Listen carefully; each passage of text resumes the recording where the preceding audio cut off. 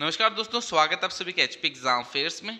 आज हम साइंस के क्वेश्चन करने वाले हैं जो भी Himachal Pradesh police sub inspector में 2006 से लेके अब तक आए हुए हैं और काफ़ी अच्छे लेवल के क्वेश्चन हैं। जब मैंने पीडीएफ तैयार की तो मैंने क्वेश्चन रीड किए थे, तो आपको भी पता लग जाएगा कि साइंस किस लेवल तक की आपको पढ़नी है Himachal Pradesh police sub inspector के लिए। तो बिना किसी देरी के आज के लेक्चर को हम स्टार्ट करते हैं। फर्स्ट क्वेश्चन है, एंथ्रैक्स इज कॉज्ड बाय। तो जो एंथ्रैक्स है वो किसके कारण होता है, क्वेश्चन हमसे पूछ रहा है। वायरस की वजह से, बैक्टीरिया की वजह से, माइकोप्लाज्मा की वजह से या अलगाई की वजह से। तो बताइए एंथ्रैक्स किसके कारण होता है। फर्स्ट का जो राइट आंसर है वो है बैक्टीरिया। जो पीडीएफ रहेगी आज के लेक्चर की वो आपको डिस्क्रिप्शन में मिल जाएगी। आप पहले क्वेश्चन को खुद अटेम्प्ट कीजिए, बाकी वीडियो में तो मैं आपके साथ सारे आंसर डिस्कस करने वाला हूँ। तो एंथ्रैक्स किसके कारण होता है, ये बैक्टीरिया के कारण होता है। और जो आपका एचपी पुलिस सब इंस्पेक्टर का है, इसका कोर्स भी हमने अपने ऐप में डाल दिया। ऐप का लिंक आपको डिस्क्रिप्शन में मिल जाएगा। उसमें हमने सारे सब्जेक्ट कवर किए हैं, previous year paper, test series, हर एक चीज़ कवर करिए। आपको उसके बाहर कुछ भी देखने की जरूरत नहीं है। तो ऐप का लिंक डिस्क्रिप्शन में दिया, वहाँ से आप इस कोर्स को जो है चेकआउट कर सकते हैं। बाकी वीडियो को कंटिन्यू करता हूँ। सेकंड क्वेश्चन है, the magnetic field inside a long straight solenoid carrying current is. तो फिगर बना लेता हूँ, फिर आपको थोड़ा आइडिया लग जाएगा। मान लीजिए ये एक सोलिनॉइड है, इसके अंदर पूछ रहा है जो मैग्नेटिक फील्ड है वो कैसी होगी। तो जीरो होगी, इंक्रीजिंग टूवर्ड इट एंड, या सेम एट ऑल पॉइंट्स, या नन ऑफ दिस। तो जो सोलिनॉइड होता है उसके बाहर जो मैग्नेटिक फील्ड होती है वो जीरो होती है, मगर अंदर पूछिए अंदर क्या होती है, सेम एट ऑल पॉइंट्स। तो कहीं पर भी आप देखोगे वो पॉइंट में, हर पॉइंट में जो मैग्नेटिक फील्ड है वो सेम रहेगी। तो सेम एट ऑल पॉइंट्स इसका राइट आंसर है। जो मैग्नेटिक फील्ड होती है एक लॉन्ग स्ट्रेट सोलिनॉइड के अंदर वो सेम रहती है हर एक पॉइंट पे। थर्ड है, प्रेशर ऑन लिक्विड। तो जो लिक्विड होता है उसमें जब आप डेप्थ में जाते हो तो प्रेशर में क्या चेंजेस आते हैं, सिंपली ये पूछ रहा है। जो डेप्थ के साथ जो प्रेशर है वो इंक्रीज होता है, डिक्रीज होता है, रिमेन सेम, या नन ऑफ दिस। तो बताइए थर्ड का राइट आंसर क्या है। थर्ड का जो राइट आंसर है वो है इंक्रीजेज विद डेप्थ। यानी अगर एक लिक्विड में आप जितनी गहराई में जाओगे उतना ही जो प्रेशर है वो इंक्रीज होगा। थर्ड का राइट आंसर है ऑप्शन ए। चलिए नेक्स्ट देखते हैं। Fourth, the thumb of human moves more freely than other fingers due to the presence of. तो मनुष्य का अंगूठा अन्य उंगलियों की तुलना में किसकी उपस्थिति के कारण अधिक स्वतंत्र रूप से चलता है। तो बताइए जो हमारा थंब होता है उसमें कौन से जॉइंट होते हैं जिसकी वजह से मोर फ्रीली मूव करता है और फिंगर्स की तुलना में। तो ग्लाइडिंग जॉइंट होते हैं थंब में, हिंग जॉइंट होते हैं, सैडल जॉइंट होते हैं, या पिवोटल जॉइंट होते हैं। फोर्थ का राइट आंसर क्या है। फोर्थ का जो राइट आंसर है वो है सैडल जॉइंट। तो जो हमारा थंब होता है उसमें सैडल जॉइंट होते हैं जिसके कारण वो और फिंगर्स की तुलना में ज़्यादा अच्छी तरीके से मूव कर पाता है। फोर्थ का right answer option C, thumb में क्या होता है, सैडल जॉइंट्स। चलिए फिफ्थ देखते हैं, which part of the I is adjustable in accordance with the light condition. तो हमारी जो आंख है उसका कौन सा पार्ट है जो लाइट के अकॉर्डिंग अपने आप को एडजस्ट करता है। आइरिस है, रेटिना है, प्यूपिल है, या लेंस है। तो बताइए कौन सा पार्ट है। फिफ्थ का जो राइट आंसर है वो क्या है, वो है प्यूपिल। तो हमारी आंख में जो प्यूपिल होता है ये जो है लाइट के अकॉर्डिंग अपने आप को एडजस्ट करता है। जैसे अगर ज़्यादा लाइट आ रही है तो थोड़ा सिकुड़ जाएगा, कम लाइट है तो थोड़ा बड़ा हो जाएगा। तो जो है लाइट की कंडीशन के अकॉर्डिंग अपने आप को ये एडजस्ट करता है। कौन, प्यूपिल। फिफ्थ का राइट आंसर ऑप्शन सी है। चलिए नेक्स्ट क्वेश्चन देखते हैं। सिक्स्थ है, in a flower the parts that produce male and female gametes are. तो आपको पूछ रहा है जो फ्लावर होता है उसमें कौन सा पार्ट होता है जो मेल और फीमेल जर्म सेल्स होते हैं उनको जो है प्रोड्यूस करता है। तो स्टेमन और एंथर होता है, एंथर एंड ओवेरी होता है, फिलामेंट एंड स्टिग्मा होता है, या स्टेमन एंड स्टाइल होता है। तो सिक्स का राइट आंसर क्या है। सिक्स का जो राइट आंसर है वो है एंथर एंड ओवेरी। तो जो मेल होता है उसमें जो जर्म सेल प्रोड्यूस करता है वो एंथर होता है और फीमेल में ओवेरी करता है। तो सिक्स का राइट आंसर क्या है, option B, anther and ovary. चलिए नेक्स्ट क्वेश्चन देखते हैं। A trait in an organism is influenced by. तो एक जो जीव है उसमें जो ट्रेट होते हैं वो किसके कारण आते हैं। तो पैटर्नल डीएनए, जो उसका फादर होगा उसके डीएनए के कारण आएंगे, या मैटरनल जो माता होते हैं उसके डीएनए के कारण, या both maternal and paternal DNA, या नीदर बाय पैटर्नल और नॉर बाय जो आपका मैटरनल डीएनए होता है। तो सेवंथ का राइट आंसर क्या है। सेवंथ का जो राइट आंसर है वो है both maternal and paternal DNA. तो अगर आपका जन्म होता है तो आपके अंदर जो ट्रेड्स होंगे कुछ आपके फादर के होंगे, कुछ आपके मदर के होंगे। तो both maternal and paternal DNA के कारण जो है ट्रेड इन्फ्लुएंस होते हैं। सेवंथ का राइट आंसर ऑप्शन है सी। चलिए एट देखते हैं। Meiosis takes place in. तो जो म्यूसिस होता है वो कहाँ पर जो है टेक प्लेस होता है, कहाँ पर होता है।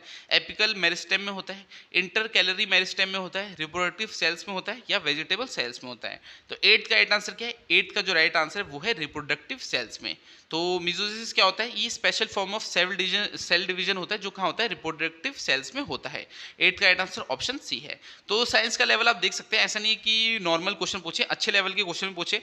तो साइंस में थोड़ा ज़्यादा आपको ध्यान देने की ज़रूरत है। ऐसा नहीं है कि हाँ ऊपर ऊपर से से पढ़ोगे तो ऐसे क्वेश्चन का लेवल इन्होंने अच्छा ही रखा है। तो सब इंस्पेक्टर का एग्जाम है, आपको पता है इतना ईजी बनाने की कोशिश नहीं करेंगे, थोड़ा तो टफ होगा ही होगा। तो साइंस का भी इसमें इंपॉर्टेंट रोल है, ऐसा नहीं कि जीके पे भी पूरा फोकस करना है, साइंस आपके जो और सब्जेक्ट रहते हैं हिंदी इंग्लिश इनमें भी जरूर फोकस करना।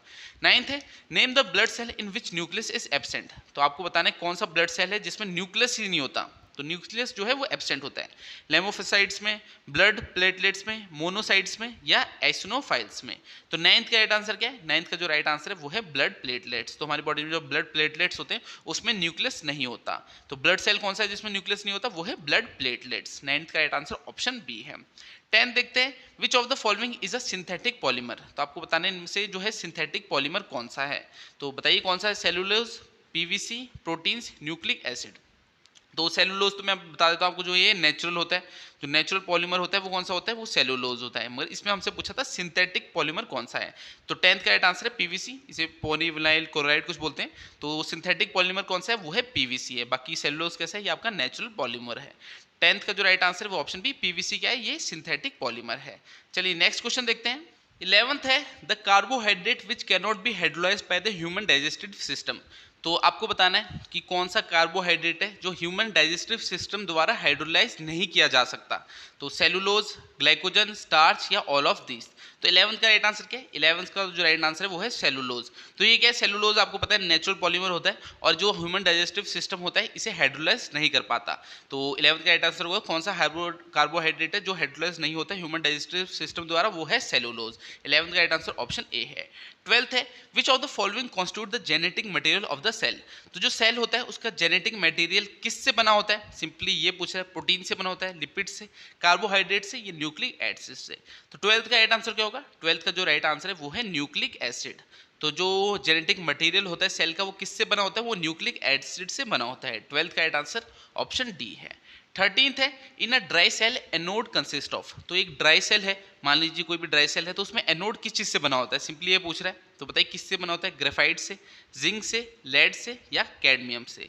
तो जो एनोड होता है वो किससे बनता है? वो जिंक से बनता है। अगर आपसे इसमें पूछता कि कैथोड किससे बनता है, तो कैथोड बनता है ग्रेफाइट से। ठीक है, तो याद रखना है एक ड्राई सेल में जो एनोड होता है वो जिंक से बनता है और कैथोड बनता है ग्रेफाइट से। तो मगर हमें इस क्वेश्चन में पूछा था कि ड्राई सेल में एनोड किससे कंसिस्ट होता है, यानी एनोड किससे बना होता है, तो वो जिंक से बना होता है। 13 का राइट आंसर ऑप्शन बी है।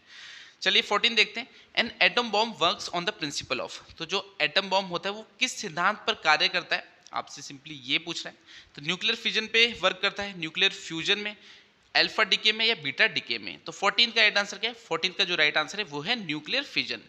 तो फिजन क्या होता है? जैसे दो आपके एक आइटम है वो टूट के दो बन रहा है, ठीक है, तो वो न्यूक्लियर फिजन हो गया। अगर दो एटम मिलके एक बन रहा है तो वो न्यूक्लियर फ्यूजन हो जाता है। जैसे अगर आप सूरज पे देखोगे वहाँ पर क्या होता है? हाइड्रोजन, दो हाइड्रोजन के जो एटम होते हैं वो मिलके एक हीलियम बनाते हैं, तो जिस वजह से जो है सूरज को एनर्जी मिलती है, तो उसे न्यूक्लियर फ्यूजन बोलते हैं। अगर अर्थ में सन पे बोलता है तो न्यूक्लियर फ्यूजन होता है। बाकी एटम बॉम्ब में किस प्रिंसिपल पे वर्क करता है? वो न्यूक्लियर फिजन, यानी एक एटम टूट के दो बन रहा है। तो 14 का राइट आंसर क्या है? Atom bomb works on the principle of nuclear fission. चलिए नेक्स्ट क्वेश्चन देखते हैं। 15th other than nucleus which cellular organelle contain DNA. तो न्यूक्लियस के अलावा पूछ रहा है कौन सा सेलुलर ऑर्गेनल है जो डीएनए कंटेन करता है, यानी उसमें डीएनए है। राइबोसोम में, गोल्गी कॉम्प्लेक्स में, माइटोकॉन्ड्रिया में या लाइसोसोम में। तो 15th का राइट आंसर क्या है? 15th का जो राइट आंसर है वो है माइटोकॉन्ड्रिया। तो जो माइटोकॉन्ड्रिया है इसमें भी डीएनए होता है। तो इससे आपको पता लग रहा है फिजिक्स, केमिस्ट्री, बायोलॉजी तीनों पे ही फोकस करना है। तो तीनों के आपको इसमें क्वेश्चन आने वाले हैं सब इंस्पेक्टर एग्जाम में। तो डीएनए किसमें होता है? माइटोकॉन्ड्रिया में भी होता है। 15th का राइट आंसर ऑप्शन सी है।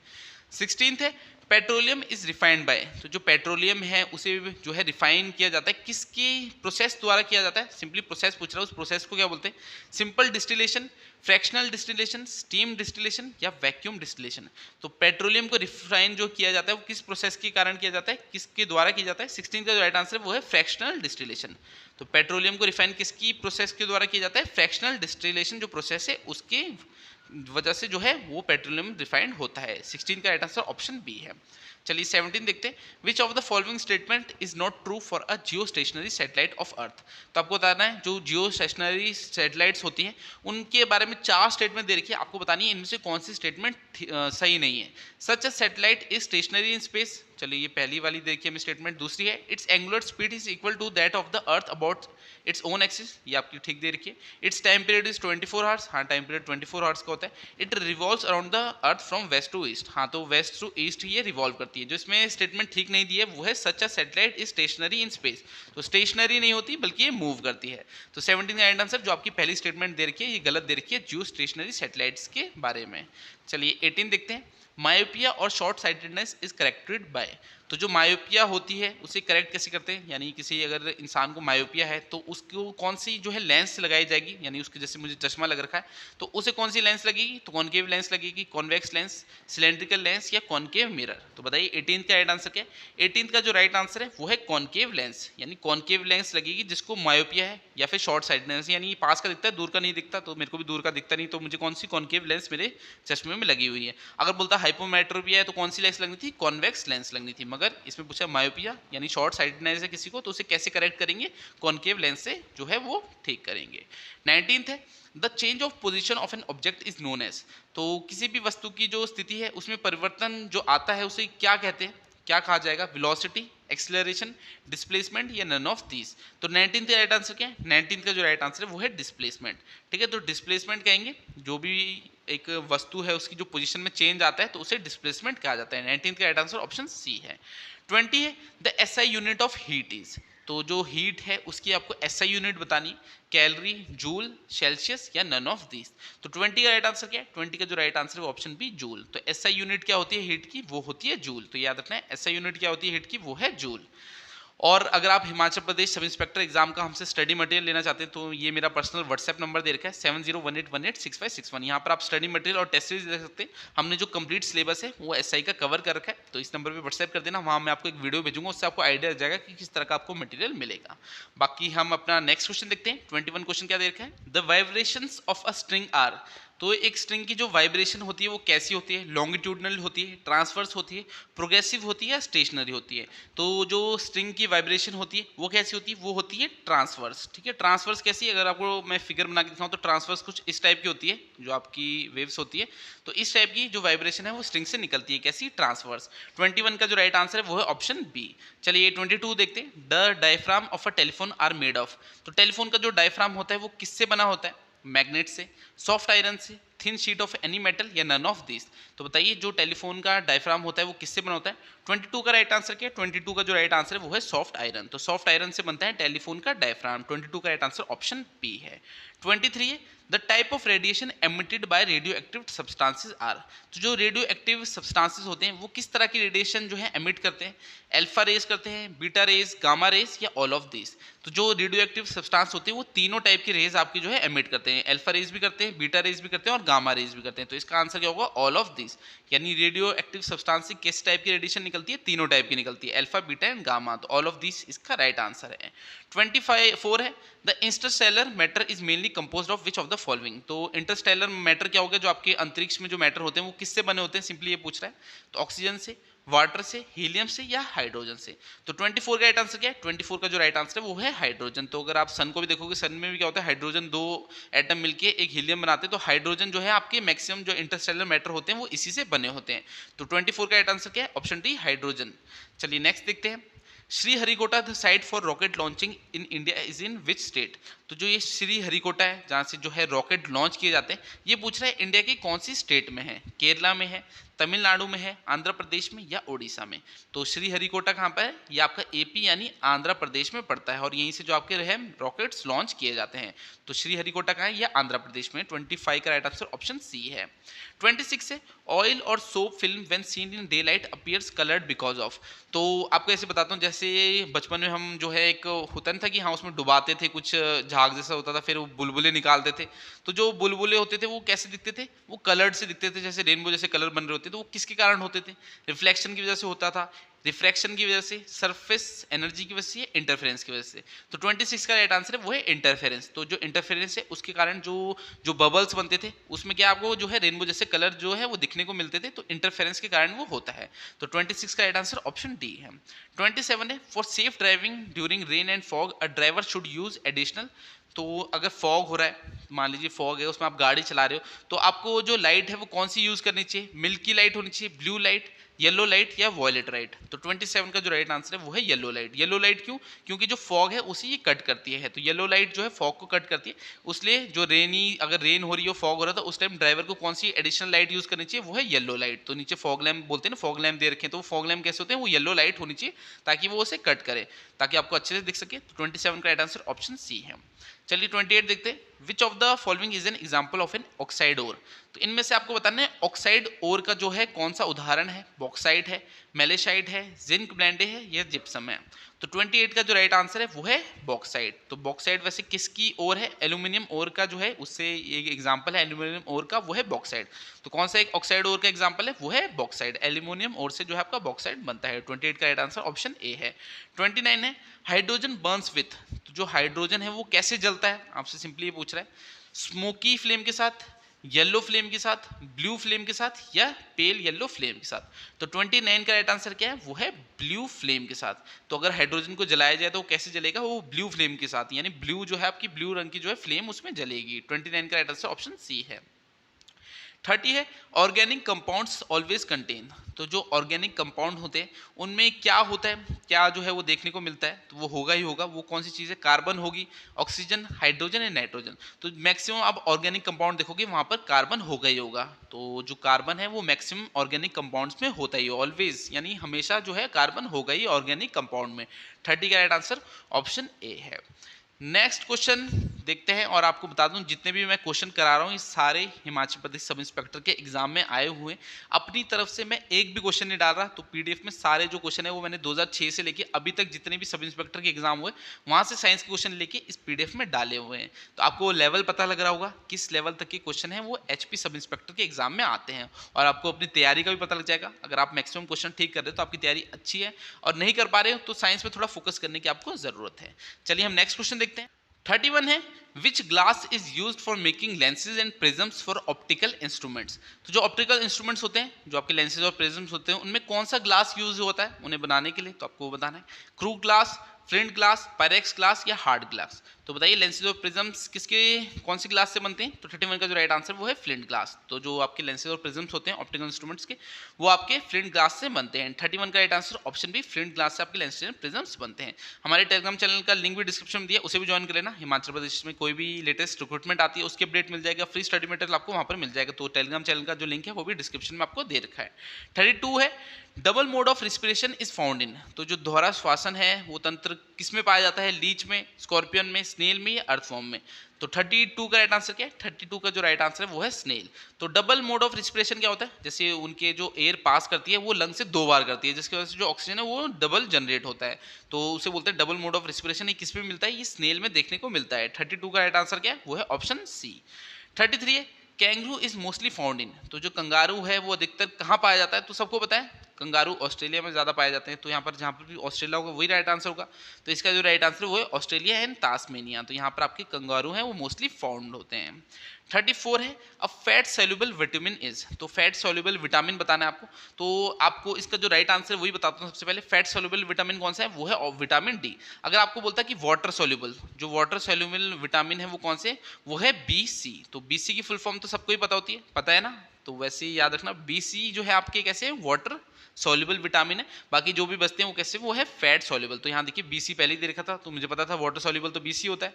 तो बाकी जो बचे वो कैसे हैं? वो फैट सोल्यूबल। तो विटामिन डी इसका राइट आंसर है। फैट सोल्यूबल कौन सा है? वो है विटामिन डी। वाटर सोल्यूबल कौन सा है? Vitamin B and vitamin C। चलिए नेक्स्ट क्वेश्चन देखते हैं।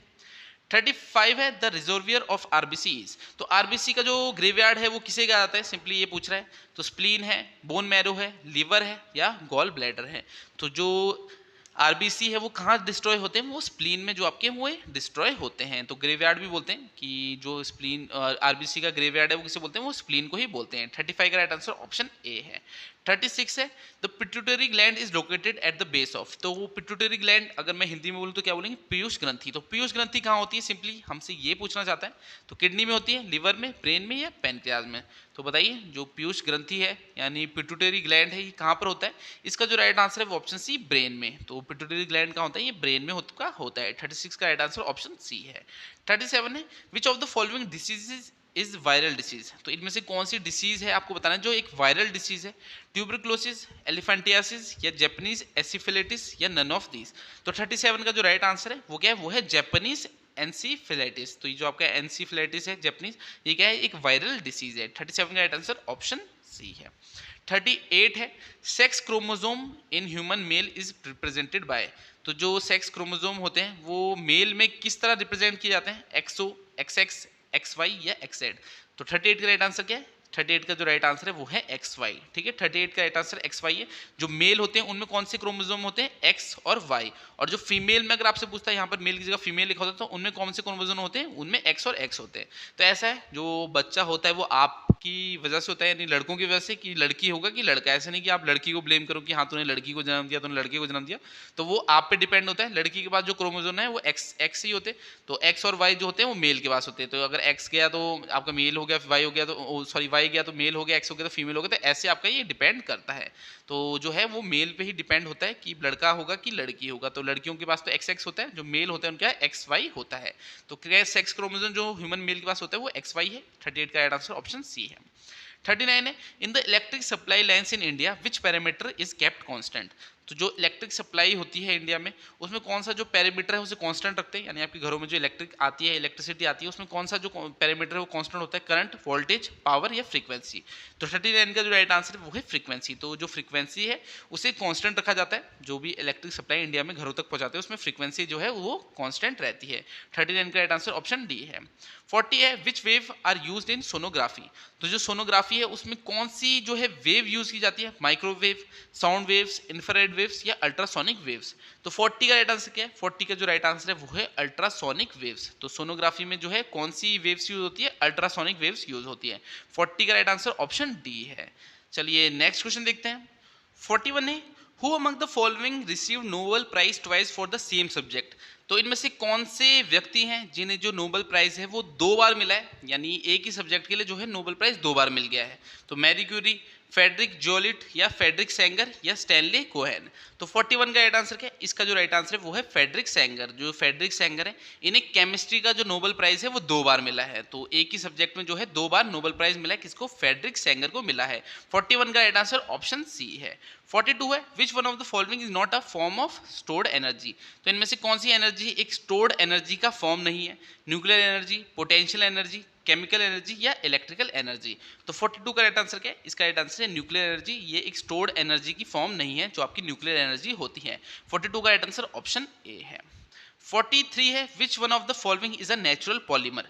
तो आपको बताना है इनमें से कौन सा नेचुरल पॉलीमर है। तो पिछली बार एक क्वेश्चन आया था उसमें मैंने आपको एक सिंथेटिक पॉलीमर बनाया था, कौन सा? पीवीसी। तो यहाँ पर देखिए पीवीसी देखिए पॉलीविनाइल क्लोराइड। और उसी क्वेश्चन में मैंने आपको एक नेचुरल पॉलीमर भी बताया था, वो कौन सा? सेलुलोज था। तो नेचुरल पॉलीमर कौन सा है? वो सेलुलोज है। 43 का राइट आंसर ऑप्शन डी है। 44 है, which of the following elements is found in all organic compounds. तो अगर आप मेरी बातों को ध्यान से सुन रहे होंगे तो ये क्वेश्चन भी पहले रिपीट हुआ है। कौन सा जो एलिमेंट है वो सभी ऑर्गेनिक कंपाउंड्स में होता है? कार्बन, कैल्शियम, नाइट्रोजन या ऑक्सीजन। तो बताइए 44 का राइट आंसर क्या होगा? इसका जो राइट आंसर है वो है कार्बन। तो मैंने आपको बताया था जो कार्बन है वो सभी ऑर्गेनिक कंपाउंड्स में होता ही है। तो 44 का क्या राइट आंसर है? ऑप्शन ए राइट आंसर है। 45 है, विच gland is associated with the production of lymphocytes and antibodies. तो आपको बताना है कि जो लिम्फोसाइट्स है, एंटीबॉडीज है, वो कौन प्रोड्यूस करता है? हाइपोथैलेमस, एड्रेनल, थाइमस या थायराइड। तो 45 का राइट आंसर क्या है? 45 का जो राइट आंसर है वो है थाइमस। तो थाइमस प्रोड्यूस करता है आपके लिम्फोसाइट्स और एंटीबॉडीज को। 45 का right answer option C thymus है।